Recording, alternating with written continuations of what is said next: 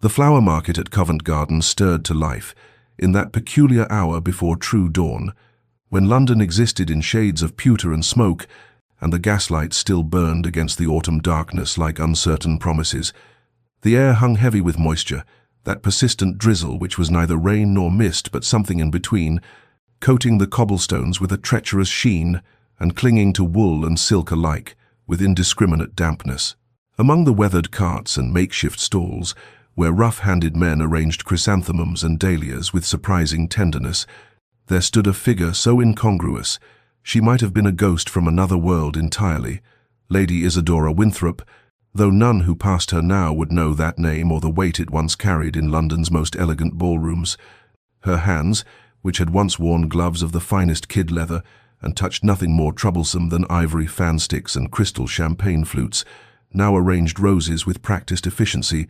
the thorns having long since taught her fingers where to grip and where to yield. She wore a gown of pale blue silk that had seen far better days, its hem muddied beyond redemption, its bodice mended so many times. The original stitching had become merely a suggestion beneath her careful repairs, yet she wore it as though it were still the height of fashion, her spine straight, her chin lifted with that particular grace that no amount of poverty could quite extinguish. The grey sky wept its cold tears upon her dark hair, once dressed by ladies' maids and adorned with ostrich plumes, now pinned simply at the nape of her neck with whatever pins she could spare. 2 years had passed since her father's disgrace, Lord Winthrop's name, now spoken only in whispers, associated with financial scandal, ruinous investments, and the betrayal of a dozen families who had trusted him with their fortunes. And in those 2 years, Isadora had learned what it meant to fall from the heights of society into the depths where no one caught you, where former friends crossed streets to avoid acknowledgement, where invitations ceased and doors closed with finality that echoed like coffin lids. Her mother had not survived the shock. Consumption had claimed her within 6 months of their disgrace, though Isadora suspected it was truly shame that had stolen her final breaths. Now there was only this: the flower cart she rented for 6pence daily, the roses she purchased before dawn from the wholesale merchants, the careful calculations of profit, measured in shillings and pence, that meant the difference between her rented room and the workhouse. She arranged the blooms with an artist's eye, creating compositions of cream and crimson, blush and burgundy, because even here, especially here, beauty mattered. Perhaps it was all that remained of who she had been. This insistence that something lovely could exist even in desperate circumstances. The market awakened fully around her as the grey light strengthened, voices calling prices and greetings, the smell of coffee from a nearby vendor mixing with the green scent of stems and earth,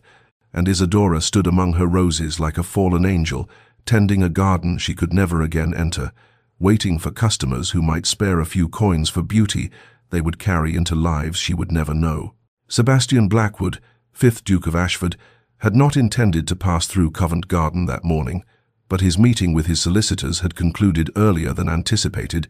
and he found himself with that rarest of commodities unscheduled time, and so he had dismissed his carriage and chosen to walk, seeking perhaps some momentary reprieve from the calculated precision that governed every other aspect of his existence. He was a man whom society regarded with equal measures of respect and wariness, his title ancient and unimpeachable, his fortune substantial, his reputation for cold rationality legendary in the clubs and drawing-rooms, where men spoke of business and women whispered of his conspicuous lack of romantic entanglements. At 32, he had perfected the art of emotional distance, conducting his affairs financial, social, and the rare physical encounters he permitted himself with the same detached efficiency one might apply to reviewing ledgers, and if there was something lonely in this existence, something hollow, he had long since convinced himself that loneliness was preferable to the alternative his parents' marriage had demonstrated with such brutal clarity. The flower market interested him only as a point of passage, a splash of color in the grey morning, until he saw her, the woman at the rose cart, whose posture alone arrested his attention,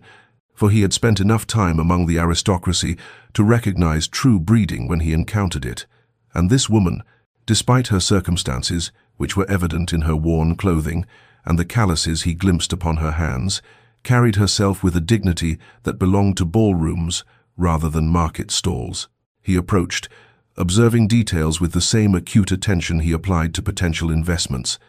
The precision of her flower arrangements, the cleanliness of her person despite obvious poverty, and the way her eyes, remarkable eyes, grey as the morning itself, met his without either the false boldness of solicitation or the cringing deference he might have expected.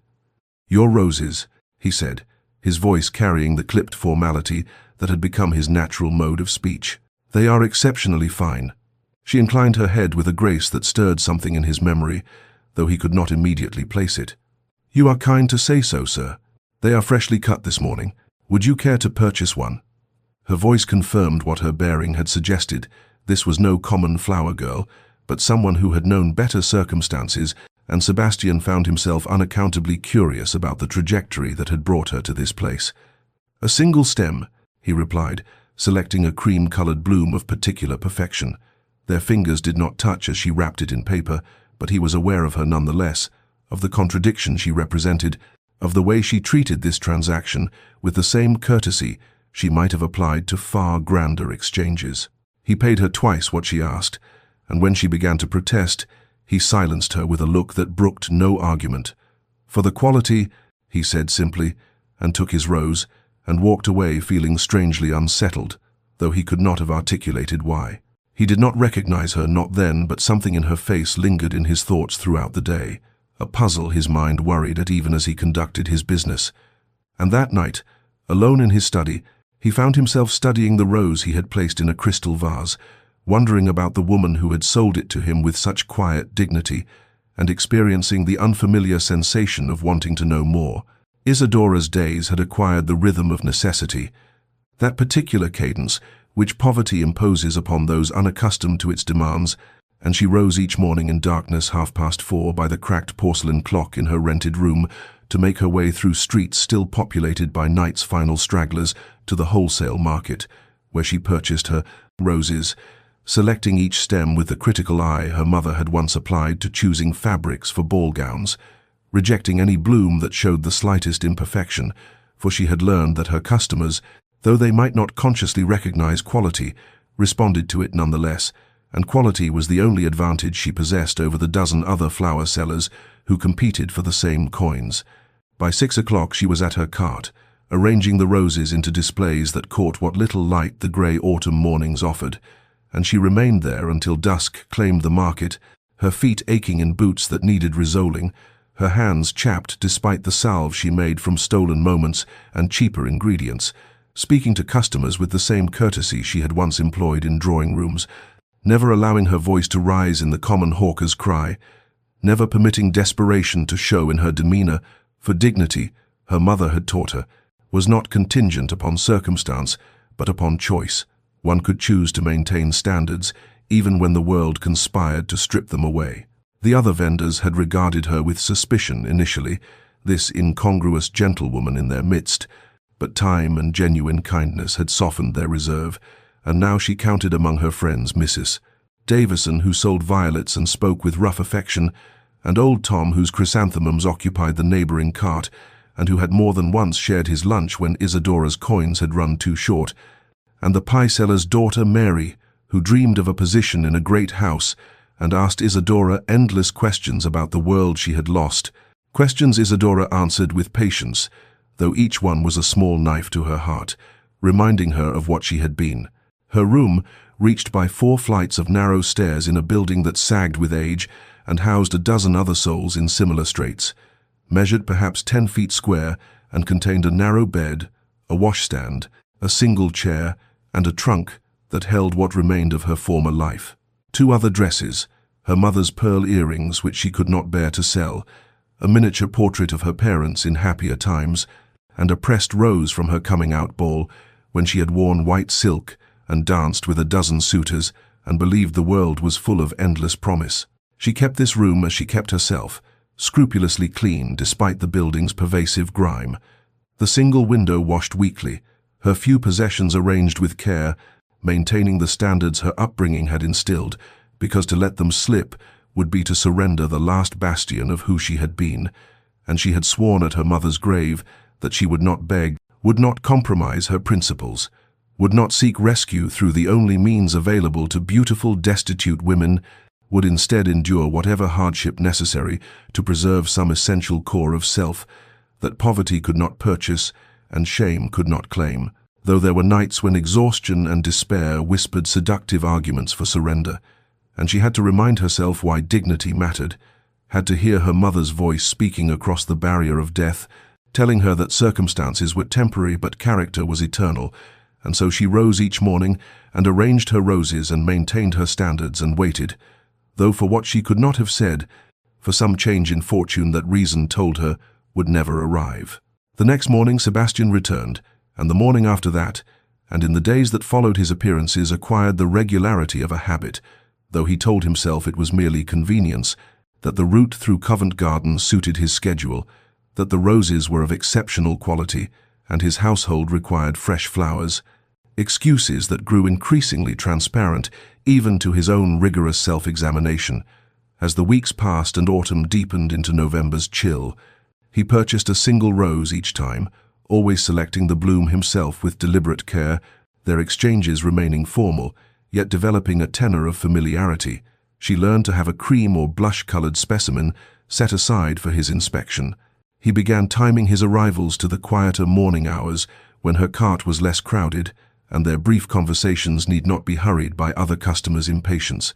They spoke of inconsequential matters, the weather, the quality of the season's blooms, the small dramas of the marketplace, yet Sebastian found himself listening not merely to her words, but to the intelligence behind them, the education evident in her vocabulary, the breeding that shaped her syntax, and he observed details that his business acumen had trained him to notice: the way her hands trembled slightly on the coldest mornings, the increasing thinness of her face as winter's hardship mounted, the fact that her coat, though meticulously maintained, was wholly inadequate for the season's demands. He fought against the interest she provoked, reminding himself that curiosity was the first breach in walls he had spent years constructing, that his father's violence and his mother's suffering had taught him that emotional engagement led only to pain, that the cold precision with which he conducted his life was not emptiness but protection, yet still he returned, drawn by something he would not name, troubled by the contradiction of her circumstances and her dignity, by the mystery of how she had arrived at this particular desperation. His inquiries, conducted with the discretion his position and resources made possible, had yielded her identity within a fortnight. Lady Isadora Winthrop, daughter of the late Earl of Pembury, whose financial crimes and subsequent suicide had scandalized society 3 years prior. A young woman who had been engaged to Lord Edmund Pierce before her family's ruin, and who had subsequently vanished from society's view, presumed to have sought refuge with distant relations, or perhaps worse fates that drawing rooms discussed in whispers. Knowing her story only deepened the enigma she represented, for she had clearly chosen this hard independence over the alternatives available to beautiful, desperate women, had maintained some essential core of self that poverty had not corrupted, and Sebastian found himself experiencing an unfamiliar emotion that he eventually, reluctantly, identified as admiration. Though admiration was dangerous, was the beginning of regard, and regard led to attachment, and attachment was the very thing he had vowed never to permit. Isadora, for her part, noticed his consistency without ascribing significance to it beyond gratitude, assuming him to be simply a kind gentleman of regular habits who appreciated quality and who perhaps, in his formal courtesy, recognized something of breeding in her despite her fallen circumstances, and she treated him with the same dignified professionalism she offered all her customers, never permitting herself to wonder about his life beyond their brief exchanges, never acknowledging even to herself that she had begun listening for his footsteps, that his arrivals had become the day's singular bright moment in hours otherwise, characterized by cold and weariness and the slow erosion of hope, for to acknowledge such things would be to admit a dependence she could not afford. And so the weeks passed with their careful dance of approach and restraint, neither speaking what both had begun, in their different ways, to feel. December arrived with a cruelty particular to London winters, the cold possessing a damp, penetrating quality that no amount of layering could fully repel. And on a morning when frost silvered the cobblestones and Isadora's breath emerged in visible clouds, Sebastian appeared at her cart before the market had properly awakened, the sky still holding night's darkness at its edges, and without preamble or greeting, he gestured to her entire display and said quietly, "I should like to purchase them all." Isadora stared at him, in confusion, rendering her momentarily speechless, for she had perhaps 36 roses arranged across her cart, far more than any single household could reasonably require, and when she found her voice she said carefully, "All of them, sir." And he nodded once, his expression unreadable in the pre-dawn gloom, adding, "Every stem, if you please, and the cart may be collected later." She began wrapping the roses with hands that trembled from more than cold, her mind calculating the sum with a hope that felt dangerous, for this single transaction would cover nearly a month's rent, would allow her to purchase a proper winter coat, would provide a cushion against the grinding daily terror of destitution. Yet even as she worked, she felt the strangeness of the gesture, the excess that suggested motivation beyond mere need for flowers, and when she had wrapped the final bundle and named her price fairly, though her desperation urged inflation, he paid without hesitation and then remained standing before her cart, his dark eyes studying her with an intensity that made her acutely aware of her chapped hands, her threadbare gloves, the coat that hung too loosely on her frame. "Lady Isadora Winthrop," he said, and the use of her full name struck her like a physical blow, for no one in this marketplace knew her title, knew her history, and she felt exposure wash over her like ice water as he continued, "I am Sebastian Blackwood, Duke of Ashford, and I have a proposal of a practical nature which I believe may prove mutually beneficial." The formal words seemed to cost him something, a tension visible in his jaw, and Isadora found herself unable to respond, unable to reconcile this revelation that her kind and consistent customer was a duke, was precisely the sort of man before whom she had once curtsied in ballrooms, with the growing warmth she had been so carefully not acknowledging, and into her silence he spoke with the tone of a man conducting business negotiations, laying out terms for a transaction rather than a life. "I require a duchess for social obligations my position demands, someone capable of managing a great household and representing my family in society. You require security, respectability, and escape from circumstances that will likely prove fatal before spring concludes. I propose a marriage of arrangement, a practical alliance with clearly defined expectations. You would have your own chambers, an allowance, freedom to pursue your interests within the bounds of propriety, and I would ask only that you fulfill the public duties of your position with competence. There would be no expectations of affection, no pretense of sentiment that neither of us requires, merely a civilized partnership addressing our respective needs." He delivered this extraordinary proposal with the same measured calm he might employ discussing investments, yet Isadora saw something flicker behind his eyes, some emotion quickly suppressed, and she felt the world tilt beneath her feet, pride roaring its outrage that she should be offered such cold charity, that he should stand before her with pity disguised as pragmatism, that 3 years of maintaining her dignity should culminate in this, a business proposition delivered in a frost-covered marketplace, while simultaneously her exhausted, desperate body whispered its seduction, warmth, safety, food, rest, survival, all the things she had been slowly losing in her fight to preserve principles that no one witnessed or rewarded, and she heard herself say, voice barely above a whisper, "I require time to consider," and he nodded as though he had expected nothing less, replying,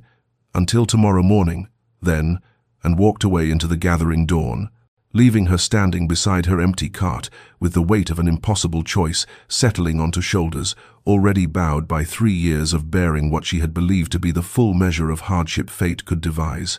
The day that followed proved the longest of Isadora's life, each hour stretching with the weight of a decision that would determine not merely her immediate future, but the entire shape of her remaining years, and she moved through her market routine mechanically, her hands arranging flowers, while her mind circled endlessly around the Duke's extraordinary proposal,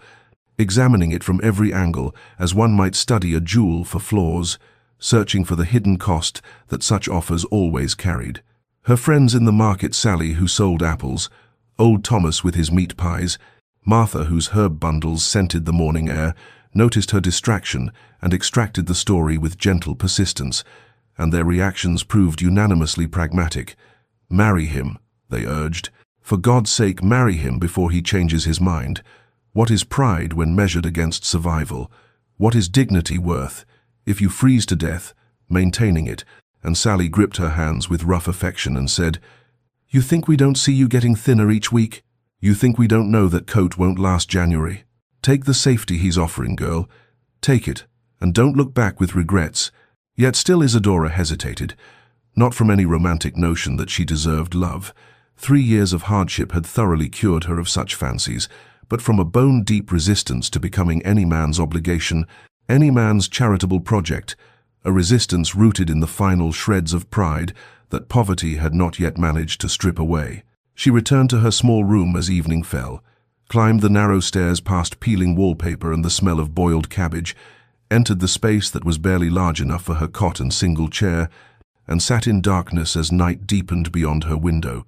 remembering her mother who had died 6 months before her father's exposure, who had perhaps known what was coming and chosen escape through illness, who had gripped Isadora's hand in those final days and whispered, "Courage is not always loud, my darling. Sometimes it is simply the quiet decision to continue, to adapt, to survive with whatever grace we can muster in circumstances that offer no graceful options." Words that Isadora had carried through every degradation of her fall from society to street vendor, words that returned now with the force of guidance from beyond the grave. She thought of Sebastian's dark eyes holding something unspoken beneath their careful formality, thought of his consistent kindness over the weeks of his visits, thought of how he had framed his proposal not as rescue but as mutual benefit, granting her the dignity of believing herself useful rather than merely pitied. And she wondered if perhaps this arrangement might prove not imprisonment, but reprieve, not surrender but strategic retreat, a chance to rest and recover some portion of herself that 3 years of grinding poverty had slowly erased. And as dawn approached with its pale light filtering through her inadequate curtains, she made her decision with the clarity that comes from having exhausted all other options, acknowledging that pride was a luxury she could no longer afford, and that survival itself required a form of courage her mother would have recognized. Morning found her at her cart earlier than usual, arranging the much-reduced stock that remained after Sebastian's purchase, and when he appeared through the market's stirring crowds, punctual as always, she met his gaze directly and said with all the formal composure she could gather, "I accept your proposal, Your Grace, under conditions I trust you will find reasonable. I ask for mutual respect in all dealings, for the separate chambers you mentioned, and for your word that there will be no pretense between us, no performance of affection we do not feel, no expectations beyond those clearly stated." And she watched something flicker across his features, relief perhaps, or was it disappointment? Some emotion quickly mastered as he nodded once and replied, "Your conditions are entirely acceptable, Lady Isadora, and I give you my word as a gentleman that our arrangement will proceed exactly as outlined, with respect and clarity maintained throughout." And thus, with words as formal as a business contract, spoken in a frost-covered marketplace as vendors began their morning songs and the city awakened around them, Isadora Winthrop agreed to become a duchess, sealing a bargain that both believed would remain forever, bound by practicality and reason, neither suspecting that they had just set in motion a transformation that would ultimately reshape not merely their circumstances, but the very foundations of their carefully defended hearts. The journey to Ashford Manor unfolded across 2 days of travel through countryside that grew increasingly wild and beautiful as London's sprawl gave way to rolling hills, touched by winter's first severity. And Isadora sat in Sebastian's luxurious carriage, her simple belongings having been collected and packed by servants she had not met, feeling herself move through landscapes that seemed to belong to a life she had lost 3 years prior, the comfort of cushioned seats and warmed bricks at her feet, a luxury her body had nearly forgotten existed, while Sebastian rode alongside on horseback, maintaining the physical distance that seemed to define their arrangement, speaking with her only during brief stops at coaching inns, where he ensured her comfort with formal courtesy that revealed nothing of the man beneath the title. Ashford Manor revealed itself as they crested a final hill at twilight, and Isadora felt her breath catch despite her determination to remain composed, for the estate spread before her with a grandeur that exceeded even her family's former holdings. grey stone wings embracing manicured gardens, windows blazing with light, columns and balustrades, speaking of generations of accumulated wealth and power, and she understood with sudden clarity that she was entering not merely a house, but a world with its own hierarchies and histories, a world that would regard her with suspicion, regardless of the ring Sebastian had placed upon her finger during their brief, coldly civil ceremony in a London chapel 3 days prior. The staff assembled in the entrance hall to meet their new Duchess, and Isadora read their judgment in carefully neutral expressions. The housekeeper, Mrs. Pemberton's assessing gaze, the butler's slight hesitation before bowing, the younger maid's whispered exchanges barely concealed, and she knew they were measuring her against Sebastian's mother, against expectations of what a duchess should be, finding her wanting in the essential requirement of having been chosen for love rather than convenience. Yet she met their inspection with the grace her mother had trained into her very bones, acknowledging each introduction with appropriate warmth while maintaining the dignity her position required. Her chambers proved both magnificent and isolating, a suite of rooms decorated in pale blues and silver, furniture of such quality that her hands trembled slightly as she touched the silk counterpane, windows overlooking gardens that stretched toward woodland in the gathering darkness, and a maid, young, nervous, helped her unpack her pathetically few belongings into wardrobes and drawers, designed for a wardrobe 10 times the size. The girl's pity barely concealed as she arranged Isadora's threadbare dresses beside the new garments. Sebastian had ordered made beautiful things in rich fabrics that Isadora had not yet brought herself to wear, feeling they belonged to a role she was performing rather than a life she inhabited. Dinner that first evening unfolded in a dining room of oppressive formality, just herself and Sebastian at opposite ends of a table designed to seat 20, courses arriving and departing in silence, broken only by the most necessary exchanges about travel, fatigue, and household arrangements. And as footmen served food of a richness her shrunken stomach could barely manage, Sebastian outlined the expectations of her position with the precision of a general briefing. His officer social calls she would need to make, entertainments she would be expected to host, charitable committees appropriate for a duchess's involvement, standards of dress and deportment required for someone bearing his family's name, and Isadora listened with perfect attention, committing every detail to memory, responding with calm assurance that she understood and would fulfill each obligation, while internally she felt the weight of her bargain settling fully upon her, the understanding that she had exchanged one form of survival for another, trading the physical hardship of poverty for the emotional isolation of this vast, cold house. And when Sebastian finally dismissed her with formal politeness, expressing hope that she would rest well in her new home, she walked through corridors lit by candles in silver sconces, climbed stairs carpeted in deep burgundy, entered her beautiful prison of a suite, and made a silent vow to herself that she would perform this role with such perfection that no one, least of all the distant, unreadable man, who was now her husband, would ever glimpse the loneliness that had followed her from London's frozen marketplace to this palace of marble and regret. The days that followed took on a rhythm of careful observation, as Isadora moved through Ashford Manor like an anthropologist, studying unfamiliar territory, noting how the household functioned with the precision of a military operation, Mrs. Pemberton directing maids and footmen with subtle gestures, the butler maintaining standards that would have satisfied royalty, and beneath the surface efficiency ran currents of loyalty to Sebastian and wariness toward herself. The interloper who had arrived without warning to claim a position for which she had not been vetted by the usual mechanisms of aristocratic approval, and into this delicate ecosystem arrived Lady Caroline Blackwood on the 5th morning of Isadora's residence. Sebastian's younger sister, sweeping into the breakfast room with the confidence of someone who had never questioned her place in the world. Her beauty sharp where Isadora's was soft, her assessment immediate and unfavorable as her grey eyes, so like her brother's travelled over Isadora's carefully chosen morning dress, and found it wanting in some indefinable way that her cool greeting made perfectly clear. "So you are the flower seller my brother has installed as Duchess.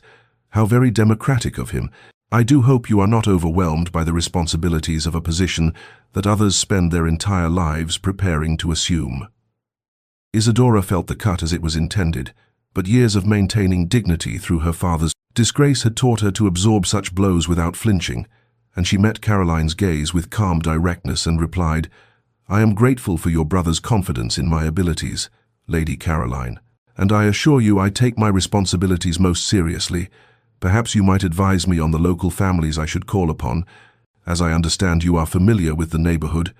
turning the attack into a request that politeness required Caroline to fulfill, and she saw surprise flicker across the younger woman's features before the mask of aristocratic disdain returned,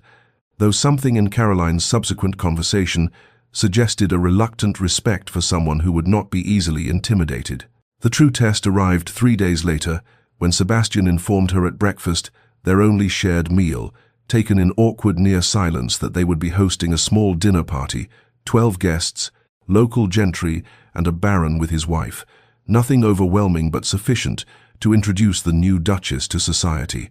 and Isadora felt her stomach tighten with nervousness she dared not show,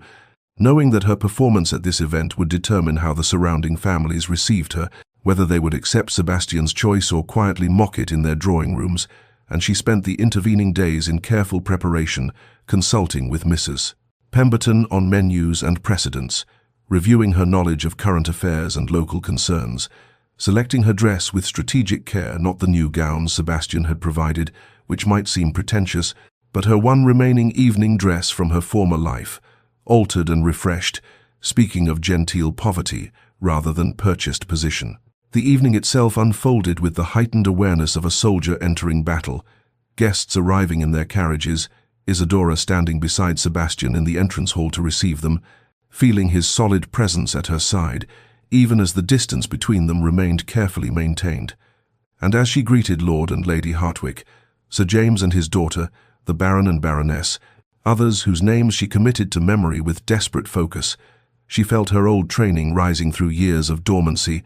the skills her mother had instilled returning as if they had merely been waiting for the proper stage, and she moved through the evening's choreography with a grace that was not performance but reclamation, drawing out the shy Miss Hartwick on her watercolors, asking Lady Winters about her renowned gardens, listening with genuine interest to the Baron's concerns about tenant welfare, and across the dinner table's candlelight, she felt, rather than saw, Sebastian watching her, his dark eyes holding an expression she could not quite read, something that might have been surprise or approval, or perhaps merely relief that she was not embarrassing him, and in that moment, when their gazes met and held for 3 heartbeats longer than necessary, she saw the first small crack in the armor he maintained so carefully, a glimpse of the man beneath the Duke, and though neither acknowledged it with word or gesture, something shifted in the space between them, a recognition that perhaps this arrangement might hold possibilities neither had dared to imagine when they struck their pragmatic bargain in a frozen marketplace that already seemed a lifetime away. In the weeks that followed the dinner party, a strange pattern of parallel solitudes emerged within Ashford Manor's elegant walls, 2 people occupying the same grand house yet moving through separate spheres of loneliness that occasionally intersected at formal meals and necessary consultations, and Sebastian found himself increasingly drawn to his study window in the late afternoons, standing with untouched correspondence before him, while his gaze tracked Isadora's figure moving through the gardens below, watching as she explored the grounds with systematic thoroughness, pausing to examine the architecture of the rose arbor that would bloom gloriously in spring. Speaking with the head gardener about winter preparations, her posture conveying an interest that seemed genuine rather than performative, and he found himself wondering what thoughts occupied her mind during these solitary walks, whether she felt the same peculiar ache he experienced when they parted after dinner each evening, returning to their separate chambers with polite wishes for restful sleep, the distance between their rooms a physical manifestation of the chasm he had insisted upon constructing, and he recognized with uncomfortable clarity that he was a coward, that he had brought her into his home under the pretense of practical arrangement, when in truth he had wanted her near in the only way his fear would permit, and close enough to observe, but distant enough to remain protected from the vulnerability that terrified him more than any business negotiation or social challenge ever had. Isadora, walking the frost-touched grounds as November deepened toward winter's true arrival, felt the estate's beauty like an exquisite torture, for she was surrounded by comfort and security, yet starving for a different sustenance entirely. And she caught herself wondering about the man who had given her all of this material abundance, while withholding the one thing that would have transformed these magnificent rooms into a true home. And sometimes when she passed the windows of his study, she felt his gaze upon her like a physical touch, would glance up to see his silhouette framed in lamplight before he stepped back into shadow, and she wondered what he thought in those moments, whether he felt any fraction of the longing that had begun to grow in her chest, despite her determination to honor their agreement's emotional boundaries, whether beneath his controlled exterior lived a man capable of the warmth she sometimes glimpsed in unguarded moments, and she reminded herself sternly that such speculation was both foolish and dangerous, that she had accepted this arrangement with clear understanding of its limitations, yet her heart seemed unwilling to maintain the discipline her mind counseled, and she found herself arranging flowers for his study, though he had not requested such attention, selecting books from the library she thought might interest him, and leaving them in his path, small gestures that he never acknowledged, but which she noticed he accepted. The flowers always carefully maintained, the books eventually returning with markers suggesting they had been read. The servants, observing these parallel orbits with the keen perception of those who spend their lives reading the moods of their employers, began to soften toward Isadora as her essential kindness revealed itself in daily interactions, and Mrs. Pemberton particularly found herself revising initial judgments as she witnessed the new Duchess learning every servant's name, inquiring after their families with genuine interest, never making unreasonable demands, treating even the youngest scullery maid with a respect that the old Duchess had reserved only for upper servants, and one afternoon over tea in the housekeeper's sitting room, Mrs. Pemberton confided to Isadora the household's rhythms and histories, the late Duchess's warmth that had made Ashford a true home before illness took her, Sebastian's withdrawal into coldness after her death and his father's subsequent cruelty, and Isadora listened with the dawning understanding that the man upstairs in his study was himself imprisoned, not by poverty or social ruin, but by grief and fear. And this knowledge settled into her heart like a key finding its lock, and though she did not yet know how to use it, she recognized that whatever grew between herself and Sebastian would require a patience and courage equal to what she had needed to survive London's frozen streets, a different kind of endurance but perhaps no less demanding. And as evening fell, and she prepared for another formal dinner across that vast table's distance, she felt something shifting in her resolve, a quiet determination that this beautiful, lonely house might yet become something more than a magnificent prison for two people, too wounded to risk the very connection they both secretly craved. The crisis arrived with winter's first true cold, sweeping through the village with the merciless efficiency of all such visitations upon the poor, and word reached the manor through the head gardener, whose sister lived among the estate workers' cottages, that fever had taken hold, children burning with illness while their parents struggled to maintain work obligations and tend the sick simultaneously. And Isadora heard this news while consulting with Mrs. Pemberton on household matters, and felt something shift decisively within her, for she had been poor herself so recently, had known the terror of choosing between fuel and food, and without pausing to consider whether this fell within her prescribed duties as Duchess, she immediately began organizing relief, instructing the housekeeper to prepare baskets of provisions, sending footmen to fetch the physician from town, gathering medicines and blankets, and within the hour she had transformed the manor's efficient calm into purposeful activity, servants responding to her quiet authority with an alacrity that would have surprised her had she not been so focused on the urgent work before her. And she did not think to inform Sebastian because he had closeted himself in his study with his man of business, and in truth, she had grown accustomed to acting independently, to making decisions without consultation, as she had done throughout her months of poverty, and by early afternoon she was in the village herself, moving through the cramped cottages with her skirts pinned up and her sleeves rolled back, holding feverish children while their mothers prepared the broths she had brought, wiping small faces with cool cloths, speaking words of comfort in her calm, cultured voice that seemed to carry its own medicine.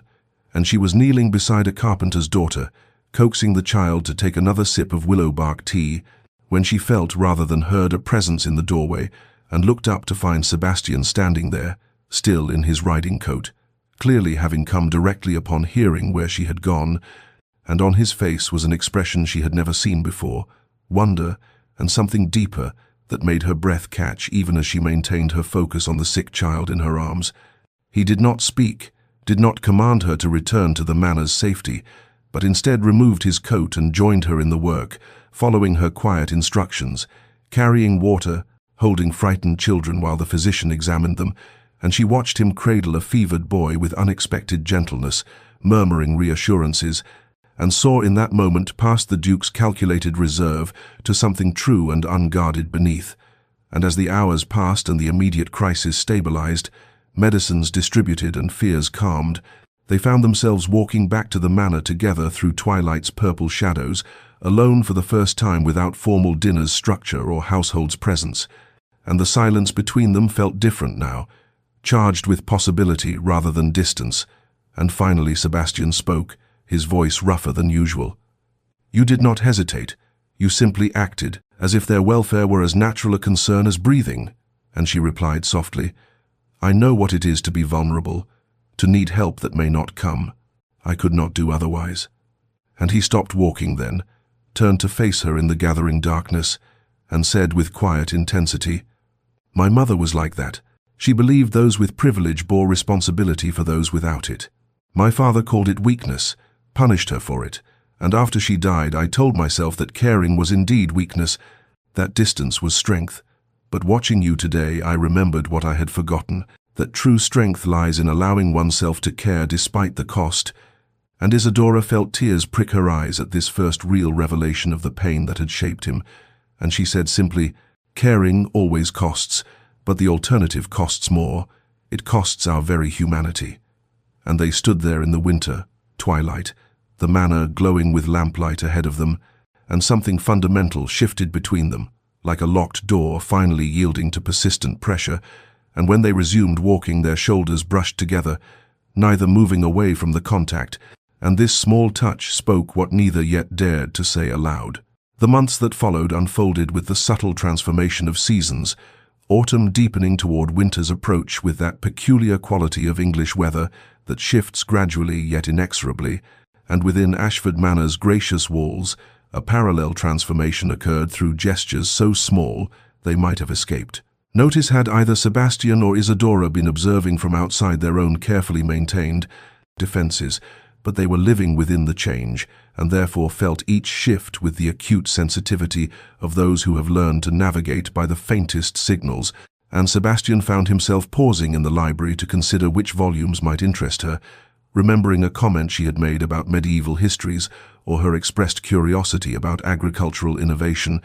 and these books would appear on the table in her sitting room without explanation or acknowledgement, and Isadora would discover them and feel something warm expand in her chest, and she, in turn, began arranging flowers in his study. Not the formal displays Mrs. Pemberton ordered for the public rooms, but more intimate compositions,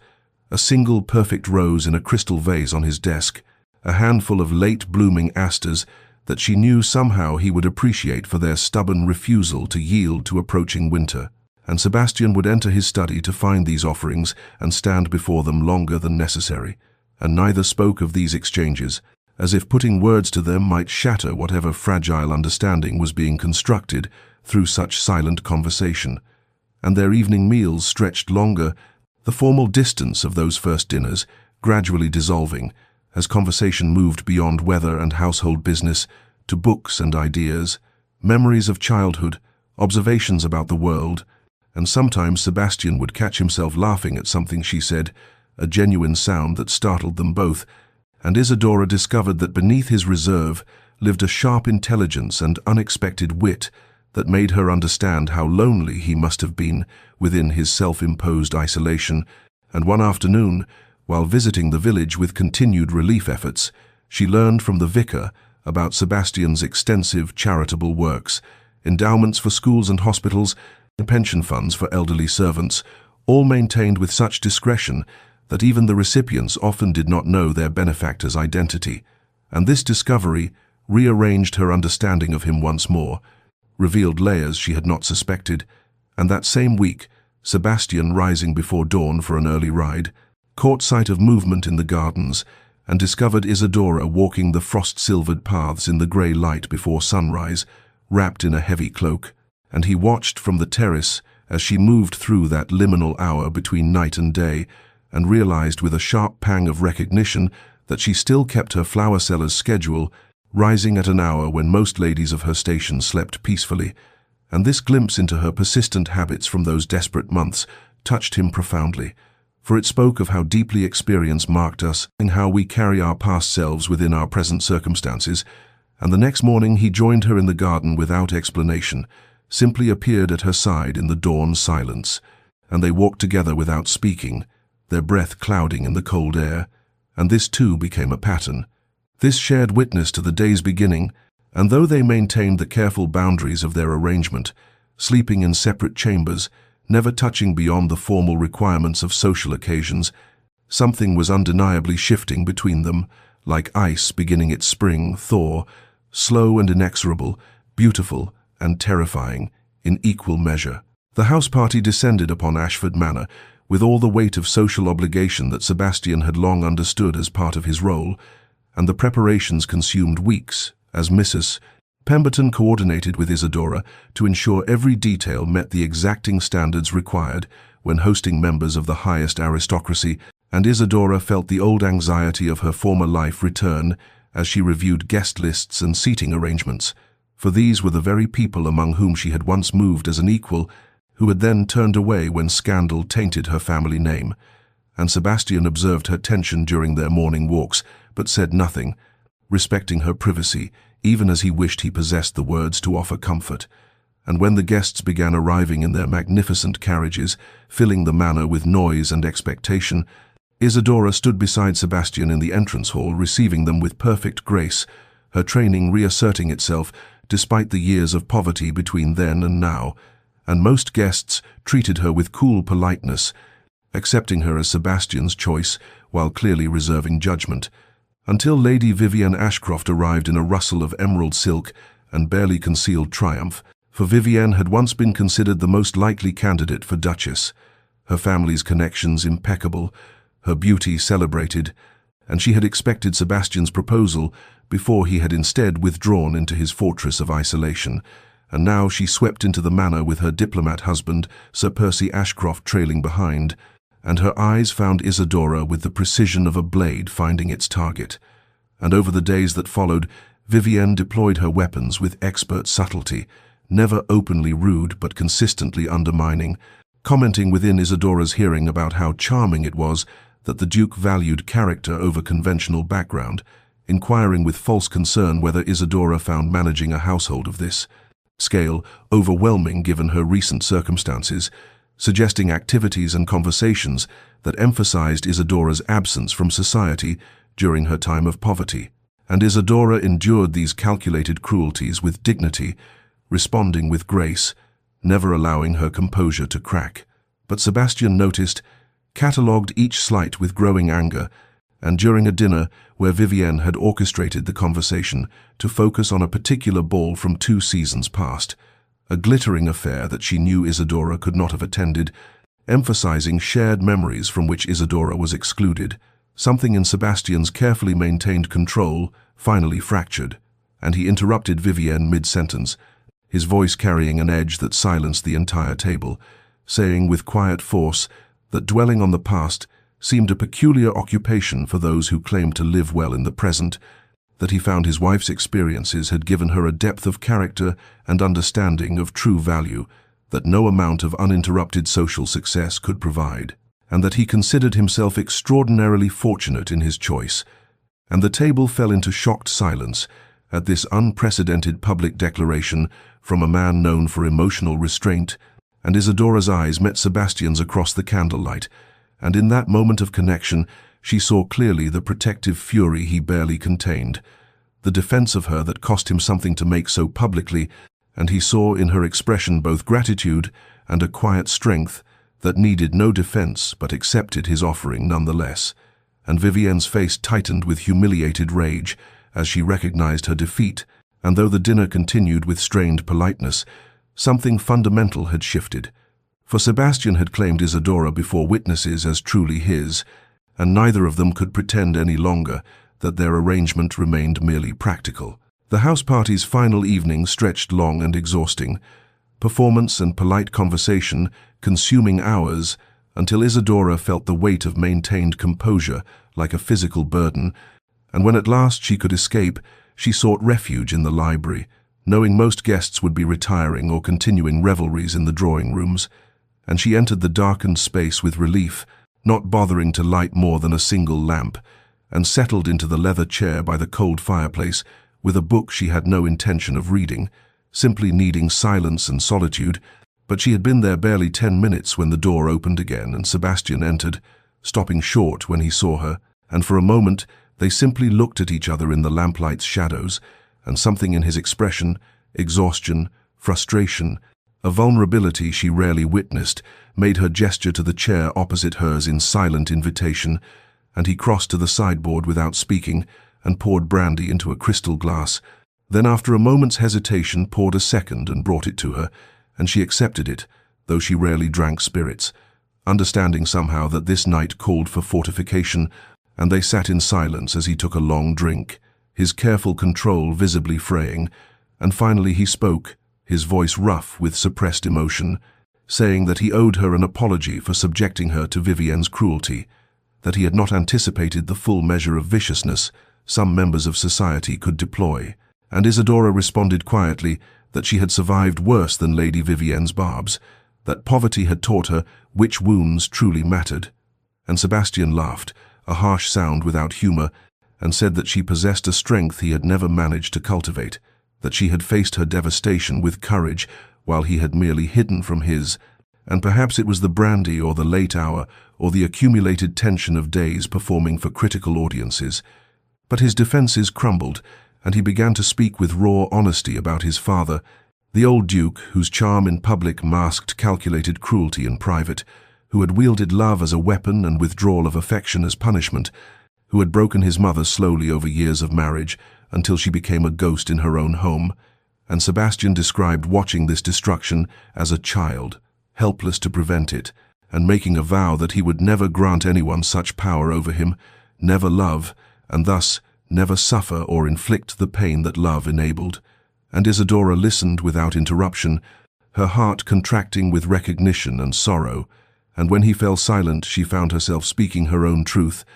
telling him about her father's betrayal, not just of financial trust, but of everything she had believed about family and honor, about her engagement to Lord Edmund Pierce, who had sworn eternal devotion and vanished within a week of her ruination, about the specific agony of discovering that what she had believed was love had been merely performance contingent upon her social value, and she confessed that she had built her own walls, determined never to be so vulnerable again, never to mistake transaction for genuine feeling, and as they spoke, the space between them seemed to contract, charged with shared understanding and something more dangerous, and Sebastian leaned forward, his eyes finding hers in the lamplight, and she saw in his expression a longing that mirrored something awakening in her own chest, and the air grew thick with possibility, and then he reached across the small distance between their chairs, his hand trembling slightly as it approached hers, and she felt every particle of her being drawn toward that connection. But just as their fingers might have touched, Sebastian pulled back sharply, standing abruptly, his face contorting with conflict, and he muttered something about the late hour and propriety, and left the library with swift steps that spoke of flight, and Isadora sat alone in the lamplight, feeling the ghost of that almost touch, like a brand upon her skin, understanding that they had approached some threshold that terrified them both, and knowing with absolute certainty that everything between them had irrevocably changed. The days following the library encounter stretched into a week of careful avoidance, and Sebastian threw himself into business matters with an intensity that kept him away from the manor for long hours, riding to tenant farms and meeting with his steward about matters that could easily have waited. And when he was forced to dine with Isadora, the meals passed in strained silence, broken only by the most formal courtesies, and she watched him retreat behind walls that now seemed higher than before, and the pain of it lodged beneath her ribs like something physical, and for having glimpsed the man beneath the armor, made his renewed distance unbearable. And she wondered with growing desperation whether she possessed the strength to continue this half-life, loving him while he ran from the very connection that might save them both, and she maintained her dignity through sheer force of will, continuing her duties as Duchess with flawless grace. But Mrs. Pemberton noticed the shadows beneath her eyes and the way her smiles no longer reached beyond performance, and one grey afternoon as November settled its cold grip upon the estate, Lady Caroline arrived unannounced and sweeping into the manor with her characteristic energy, and she took one look at Isadora's careful composure and her brother's notable absence, and understood immediately that some crisis had occurred, and after dinner, when Sebastian retreated to his study as had become his pattern,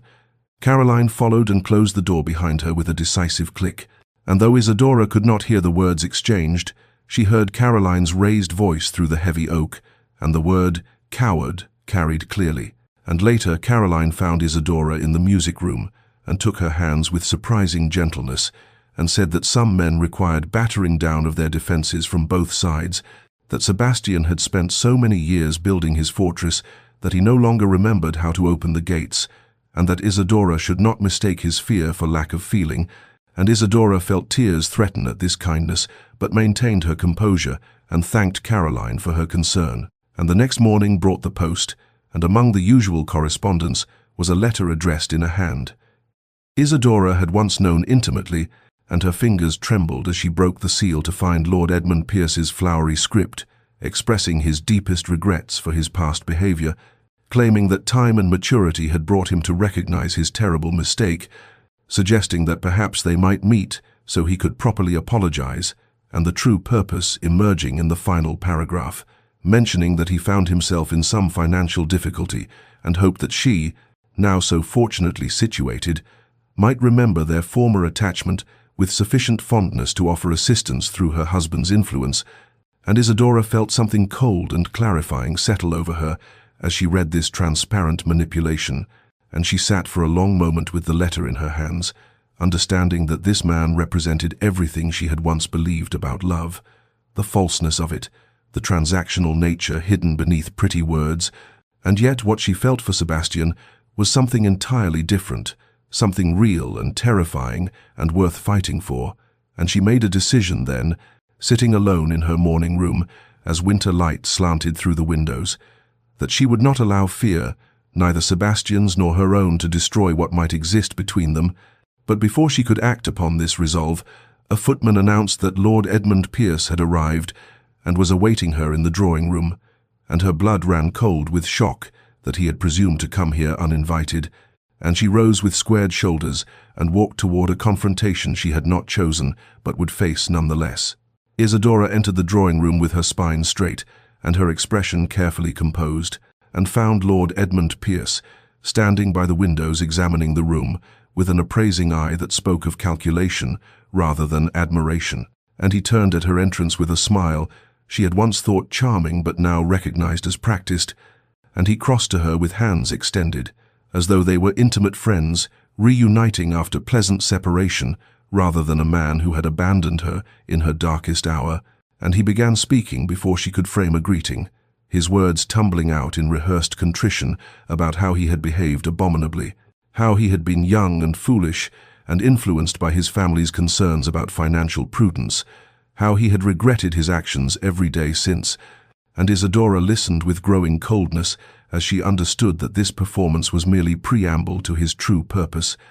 And indeed, after several minutes of self-serving apology, he shifted to admiration of her remarkable fortune in securing such an advantageous match. And then, with transparent maneuvering, he mentioned his own recent difficulties, investments that had failed, debts that pressed upon him, and suggested with oily presumption that surely she remembered their deep affection with enough fondness to speak with her husband about some assistance, perhaps a loan or introduction to the Duke's man of business, and Isadora felt rage kindle beneath her careful composure at his audacity in presuming upon connection he himself had severed, and she opened her mouth to deliver a cutting dismissal when the drawing-room door opened with such force that it struck the wall, and Sebastian stood in the doorway with an expression of barely contained fury, and his eyes moved from Isadora to Edmund and back again with dangerous assessment, and Edmund had the poor judgment to speak first, introducing himself with false cheer and making some comment about renewing old acquaintances, and Sebastian crossed the room with predatory grace and positioned himself slightly in front of Isadora in a gesture of protection that was unmistakable, and his voice when he spoke was ice over steel, as he asked by what presumption Lord Pierce had entered his home uninvited, and Edmund's confidence faltered, but he rallied with ill-advised boldness, suggesting that surely the Duchess was pleased to see an old friend, that their past connection gave him certain rights of visitation, and Sebastian's hands clenched into fists at this implication, and Edmund made his fatal error then, laughing with nervous bravado, and saying that surely they all understood the practical nature of advantageous marriages, that he bore no grudge against Isidora for securing her position through whatever means necessary, just as he had once been forced to consider his own financial requirements, and the words hung in the air for one crystalline moment before Sebastian's control shattered completely, and he struck Edmund with a blow that sent the smaller man staggering backward into a side table, and then Sebastian was on him again, hauling him upright by his cravat, and his voice emerged in a growl that Isidora had never heard from him, as he informed Edmund that he had insulted a lady of impeccable honor, that he would leave this house immediately and never approach the Duchess again, and that if Sebastian heard even a whisper of Edmund speaking her name in public, he would destroy him so thoroughly that no respectable house in England would receive him. And he released Edmund with a shove toward the door where 2 footmen had appeared, summoned by the commotion, and Sebastian ordered them to remove Lord Pierce from the property and ensure he never returned, and Edmund fled with what remained of his dignity. And then Sebastian turned to Isidora, with the fury still blazing in his eyes, but transmuting into something else as he looked at her, something raw and exposed and terrifying in its intensity, and she stood frozen watching him, her heart hammering against her ribs, shaken not by Edmund's presumption but by the passion of Sebastian's defense, by the undeniable evidence that whatever lay between them had moved far beyond the boundaries of their careful arrangement. The silence that followed Edmund's departure stretched between them like something alive and trembling, and Isidora stood rooted to the floor, watching Sebastian's chest heave with the aftermath of violence and passion, and his hands still bore the tension of barely restrained fury. And she found her own anger rising not at Edmund's presumption, but at the man before her, at months of careful distance and walls rebuilt after every moment of connection, and her voice emerged sharp with emotion as she demanded to know what right he had to such rage on her behalf, when he had spent weeks avoiding her very presence. And Sebastian turned to her with eyes still blazing, and said in a voice rough with feeling that he had every right as her husband, and she laughed bitterly at this claiming of husbandly prerogative from a man who had insisted their arrangement remain bloodless and practical, and they stood in the ruins of drawing-room civility, trading words that cut deeper than either intended, accusations about pride and fear and the torture of living half a life, and Sebastian's control finally shattered completely as he crossed to her and seized her shoulders and confessed in a rush of words that he had loved her from the very beginning, that he had seen her in that flower market and recognized her name from the scandal sheets and known her story and been unable to walk away, that every rose he purchased had been an excuse to stand near her for just a moment more, that his careful arrangement had been the act of a coward who wanted her desperately but was too terrified of vulnerability to reach for her honestly. And Isidora stared at him as these words poured forth like a dam breaking, and her anger transmuted into something else as she understood the depth of his deception, and she struck his chest with her palm and demanded to know how he could have been so cruel to bind her to him while maintaining such distance, to make her love him while pretending indifference. And at her words, times make her love him, times. Sebastian went utterly still, and his hands gentled on her shoulders as he asked in a voice stripped of all defenses whether she meant what those words implied. And Isidora felt tears burn in her eyes as she confessed that yes, she loved him, that she had fought against it with every particle of her being but had fallen nonetheless, that watching him retreat after the library had been agony, that she could not continue in this half-existence of being his wife in name while remaining strangers in truth. And Sebastian's expression crumbled into something raw and exposed, and he pulled her against him with desperate strength and buried his face in her hair and whispered that he was sorry, so desperately sorry for his cowardice. That fear of becoming like his father or suffering like his mother had made him cruel when he wanted only to love her as she deserved, and Isidora's hands came up to clutch at his coat as months of careful restraint finally broke, and she felt his tears hot against her temple as he held her with trembling intensity, and they stood locked together in the devastated drawing-room, while outside winter twilight gathered, and inside something new and fragile and infinitely precious began to take shape between their joined hearts. And when Sebastian finally drew back enough to look at her, his eyes held none of their practiced distance, but only naked love and terrified hope, and Isadora reached up to touch his face with wonder, tracing the evidence of his tears, and whispered that she forgave him, that she understood fear, that perhaps they might begin again with honesty between them. And Sebastian caught her hand and pressed his lips to her palm in wordless gratitude and supplication. Sebastian led her from the drawing-room with gentle hands, past the curious eyes of servants who discreetly withdrew, and they climbed the grand staircase in silence that hummed with possibility rather than distance. And when they reached the corridor where their separate chambers lay, they both paused, and Sebastian turned to her with such naked vulnerability in his expression that Isadora's breath caught, and he asked permission to stay with her, not as duty or arrangement, but as husband who loved his wife. And she answered by taking his hand and leading him through her chamber doors, and once inside with the world locked away, he spoke again in a voice rough with emotion, telling her that the morning he purchased every rose had been the morning he could no longer bear, watching her freeze in the dawn, cold selling flowers to survive, that he had gone to that market every day for weeks, working up courage to speak to her beyond mere transaction, that he had known her name and her story and her father's scandal, and none of it had mattered, because he had seen in her something pure and unbreakable, and he confessed that when he redesigned the estate gardens after their marriage, he had planted roses everywhere because their scent reminded him of her, because he wanted to be surrounded by beauty that echoed what he felt but could not say. And Isadora listened with tears streaming down her face as months of careful restraint finally broke open, and she told him that she had loved him despite herself, that she had tried so hard to protect her heart, but he had breached every defense with his small kindnesses, with books left on tables and his presence at breakfast, and the way he listened when she spoke as though her words held value. And Sebastian cupped her face in his hands with infinite tenderness and kissed away her tears, and then he kissed her mouth with a reverence that made her tremble, and the kiss deepened into something desperate and healing. Months of longing finally given permission to emerge, and they came together with fumbling urgency, stripping away not just clothing but every pretense and wall that had kept them separate, and Sebastian worshipped her body with his hands and mouth as though she were something sacred. And Isadora discovered that beneath his practiced coldness lay a man capable of profound tenderness, and their joining was both fierce and gentle, a claiming and a surrender. And afterward they lay tangled together in the darkness, speaking in whispers about fear and hope, and the terrifying courage required to love fully,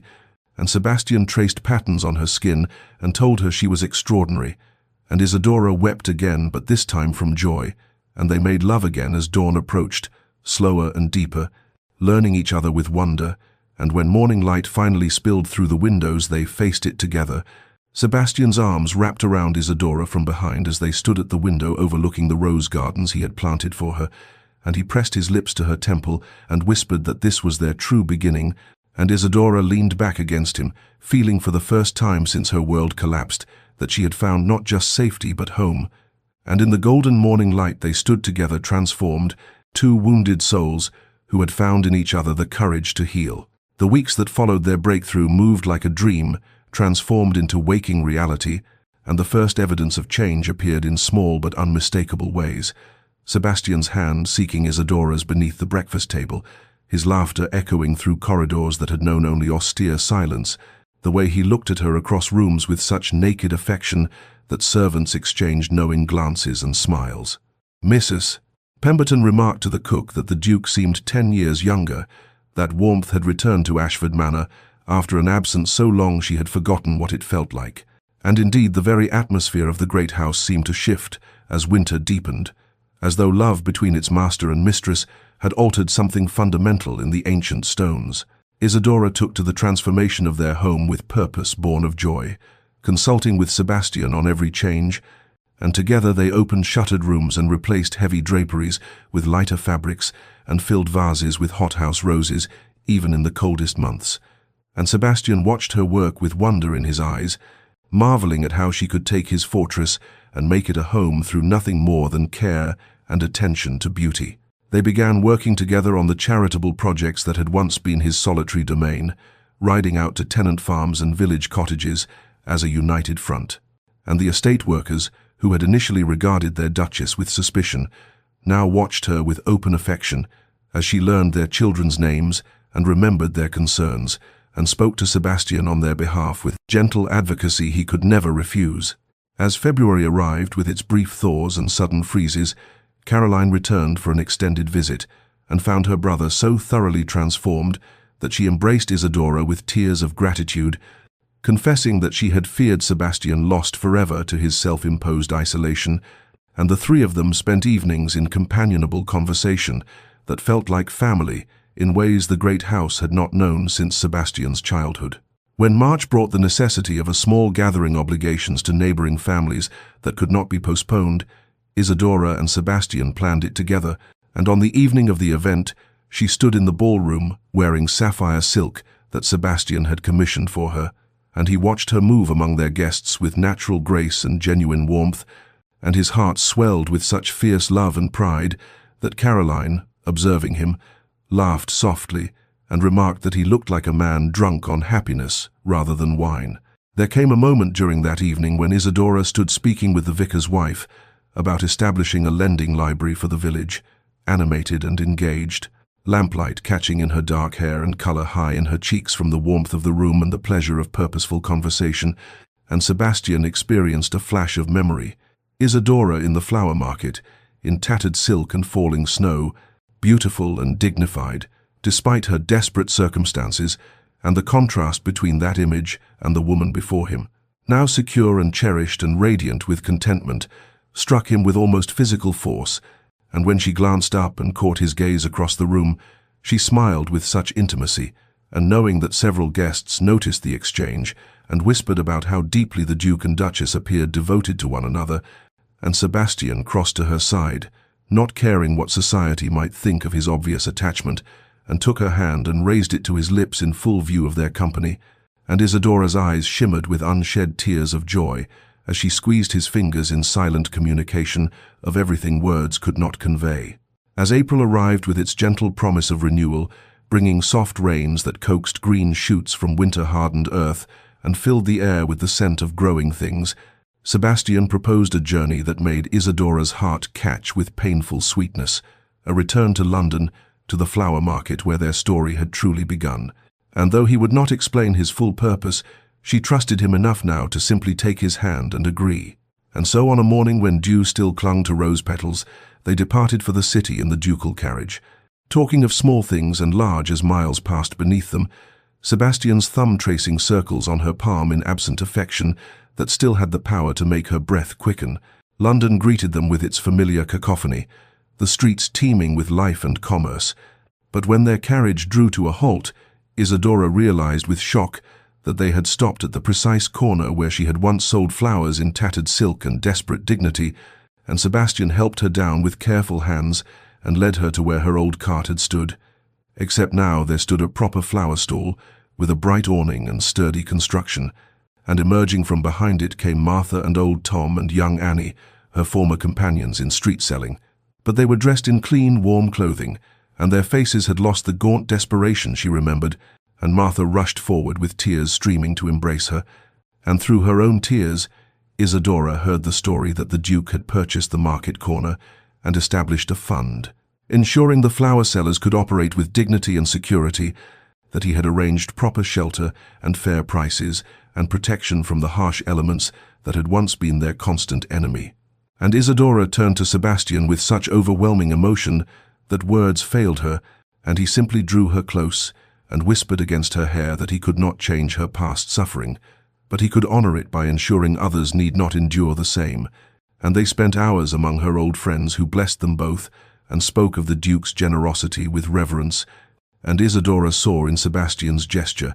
not just kindness, but a profound understanding of what those desperate months had meant to her, how they had forged her strength even as they had broken her circumstances, and when they finally returned to their lodgings as afternoon light turned golden, she felt such fullness of heart that she thought she might burst with it. And that evening, as they dined privately in their rooms, she took Sebastian's hand and placed it upon her belly, and told him in a voice trembling with joy that she carried his child,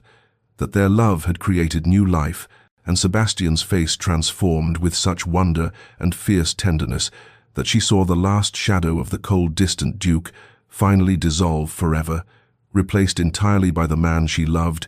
and he knelt before her chair and pressed his forehead to her stomach, and wept tears he had perhaps not shed since childhood. And Isidora cradled his head against her and felt the perfect rightness of this moment, spring bringing promise of new life to them as it brought renewal to the world, their transformation complete, their future unfolding like petals opening to sunlight.